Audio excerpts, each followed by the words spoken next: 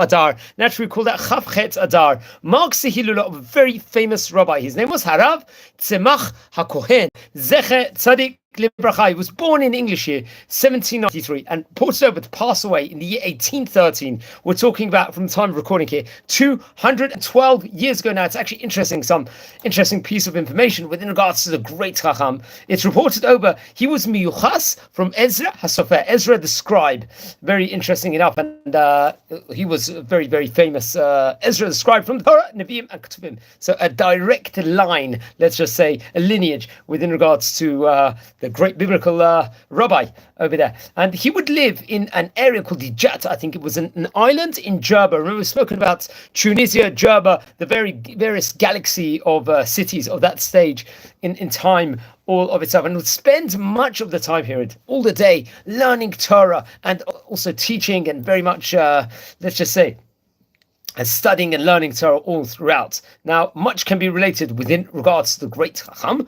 He actually came from great rabbinic auspices. His father's name was Rav Sa'id HaKohen, another great rabbi of himself, and very interesting. He actually, I think the family were also named Kohen Avrish, if I'm not mistaken. They were called Roshei Tevot Ani ben Rabbi Yishmael. So it's reported over they were also Miyuchas. They had the direct line also from Rabbi Yishmael. Also, which interestingly, something else that we have to point out within regards to the family, let's just say. So that's another interesting tidbit. That's how the acronym of his name comes about. Kohen Avrish, Roshei Tevot Ani ben Rabbi Yishmael, as we stated before. So he would grow up in Jerba over there, be learning, and I think especially through the auspices of the famous rabbi, Rab Aaron Peretz, another great rabbi we've spoken about before. Later on, he would move from this area to the city of Tunis, and very much was incorporated within regards to the great sages of that place. He would then return later on to Jerba, and he'll develop a grandiose, let's say, amount of students over there,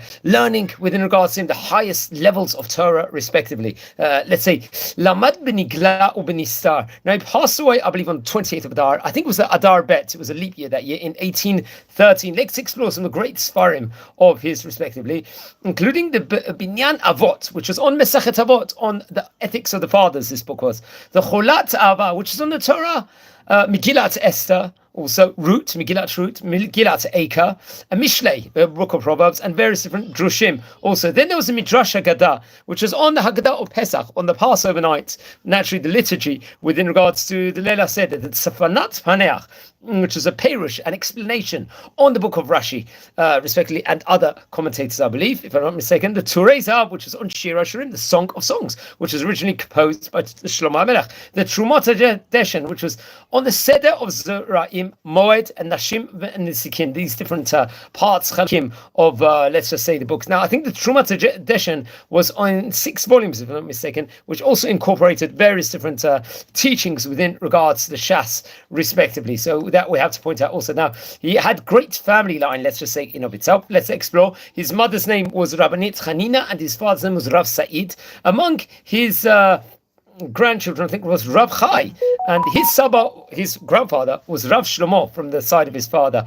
Among his teachers, as we said before, was Rav Aaron Peretz, who happened to be the author of the Bigdei Aaron and the Mishchat Aaron. And among his Talmudim also was another Rav Aaron Peretz, Rav Nisim Kayat, and Rav Shaul HaKohen, who happened to be the author of the Yad Shaul. So don't forget to light candles in memory. He was buried, I believe, in Israel, if I'm not mistaken, the famous Kabbalist, Rabbi Tzemah HaCohen, the famous Makubal. Friends, we're a community here. We're learning about the great rabbis of yesteryear. If you're related to any of the great Chachamim we are speaking about, please let me know in an email. I would love to hear more within regards to them. If you feel anyone's interested in watching any of these videos, share the videos to other people also. Now, I believe the book, just going back to Cholat Ava, was actually comprised of 412 pages. I believe it was printed after he passed away in the year 1935 in Jerba, Taf Resh Tzaddik Hey, respectively. That was, as stated before, just on the 5 books of Moses and various different Kiddushim. Also, if you haven't subscribed yet to the channel, please subscribe also,